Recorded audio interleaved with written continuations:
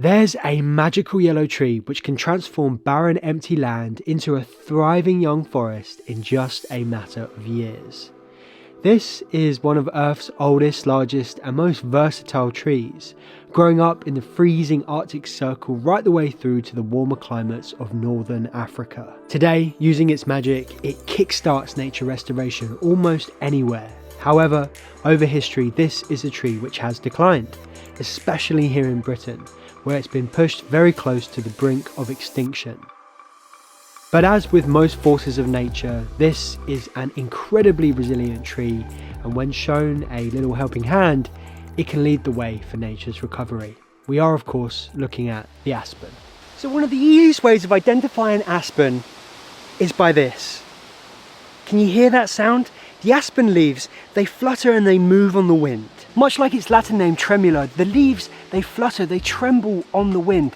And the reason why they do this, well, we think it does this so it can maximize its photosynthetic area. And when it comes to identifying an aspen leaf, it has these beautiful wavy margins that form kind of like a circular shape, and there's a clue in the stalk. They are flat on both sides. It's almost like someone rolled out a sausage and then just went like this. And the leaves, they will be green in the summer, but in the autumn they turn this brilliant yellow. The other way of recognizing it is how the trees grow and how the forest forms. Aspen grows in stands. So typically what happens is that it suckers. So what's happening here is this young aspen which is coming up here, this is growing from the root systems of the trees around it. Suckering is just when the tree is able to grow up from the roots, and that's why it forms in these stands. When it grows like this, aspen is in fact cloning itself. And while I'm in quite a small stand, they can get really big indeed.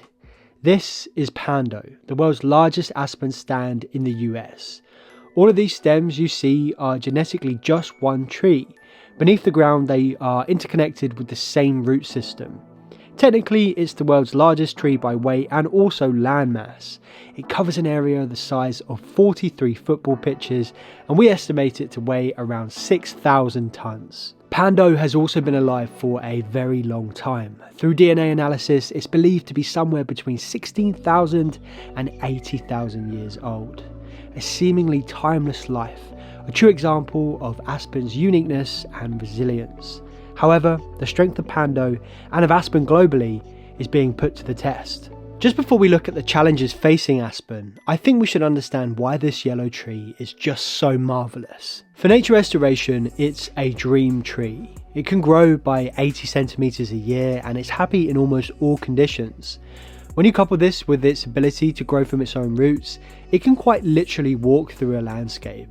A true pioneer in every sense of the word. But aspen is also pretty special because it's a keystone species. In part because of the rate in which it can transform an area, but also because of the species it supports. So I think one of the most exciting places where aspen can be found and where we really want to see more of it is next to our rivers. So aspen here is just forming, look, the reason why I think this is because aspen is an incredibly palatable species.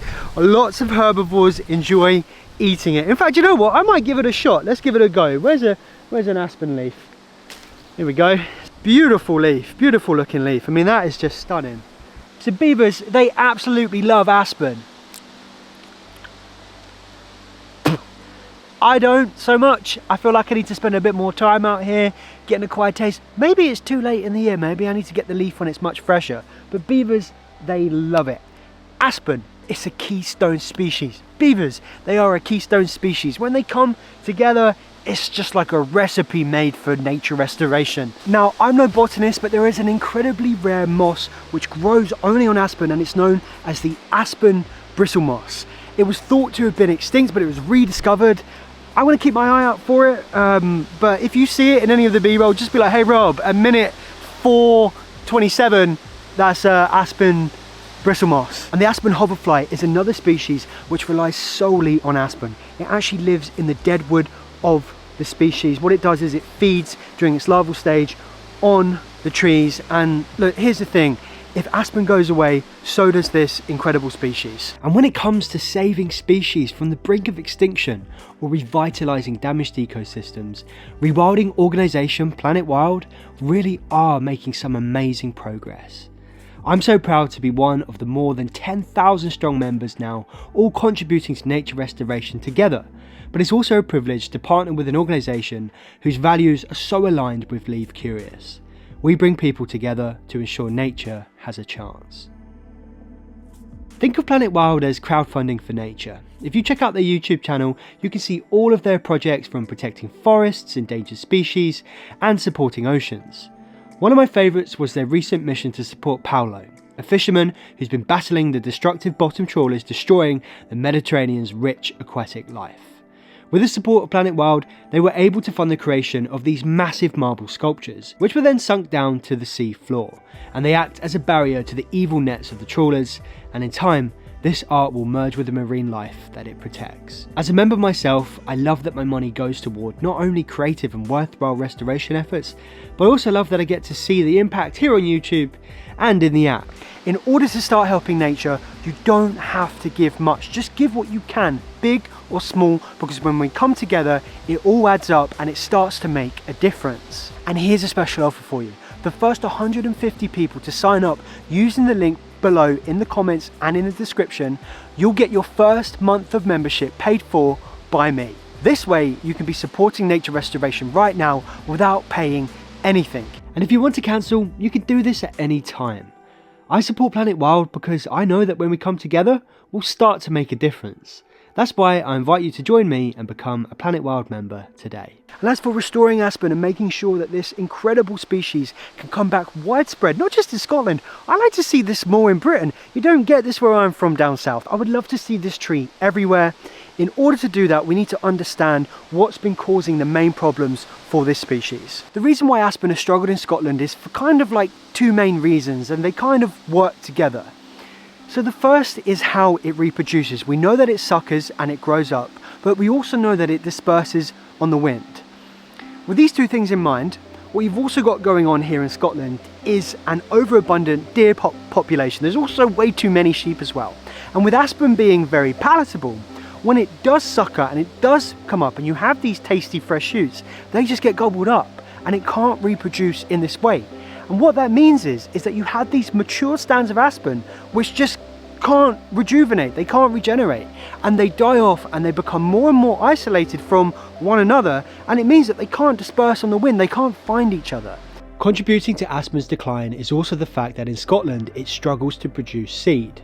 We believe this to be predominantly down to a changing climate. Until recent times, aspen was not a favourable tree amongst people, with its quivering and trembling leaves forming the basis of this bad reputation. In Scotland, it took on the nickname of Old Wives' Tongue because of its fluttering leaves, thought to be gossiping on the wind. It was also said that aspen was used to create the cross to crucify Jesus, and its leaves have been trembling ever since.